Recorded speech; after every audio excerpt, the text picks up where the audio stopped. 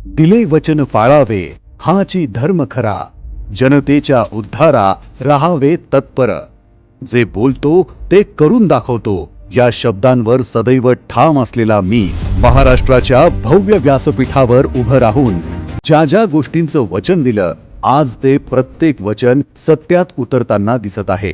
हाच विकास कामांचा लेखाजोखा आज मी तुमच्या समोर सादर करत आहे।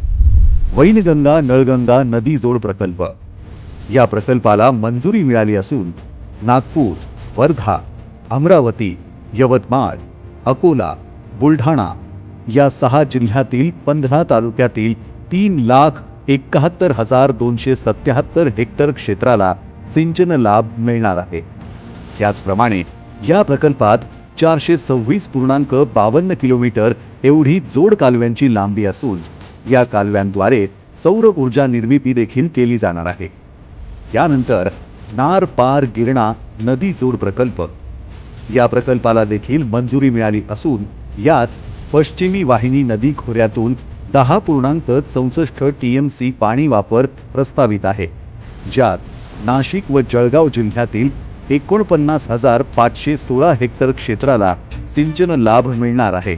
त्याचप्रमाणे या प्रकल्पात 9 नवीन धरणे बांधण्यात येणार असून एकूण 305 मीटर उपसा करून तापी खोऱ्यातील चणकापूर धरणात पाणी आणण्यात येणार आहे। अशा प्रकारे महाराष्ट्रातील जलसमृद्धीच्या दृष्टीने वरदान ठरणाऱ्या या नदी जोड प्रकल्पांना योग्य प्रवाहात आणून मी आपणा सर्वांना दिलेला शब्द खरा करून दाखवला आहे।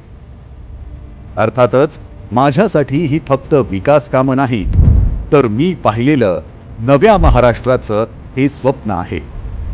सांगायचं इतकंच की जिथे शब्द आणि कृती अभिमानाने एकमेकांना साथ देतात, इथूनच एका न संपणाऱ्या विकास पर्वाची सुरुवात होते। तुमचा सगळ्यांचा आशीर्वाद आमच्या पाठीशी असू द्या। तुमचा आशीर्वाद असला तर याहीपेक्षा चांगलं काम आम्ही करून दाखवू हा विश्वास व्यक्त करतो। जय हिंद, जय महाराष्ट्र।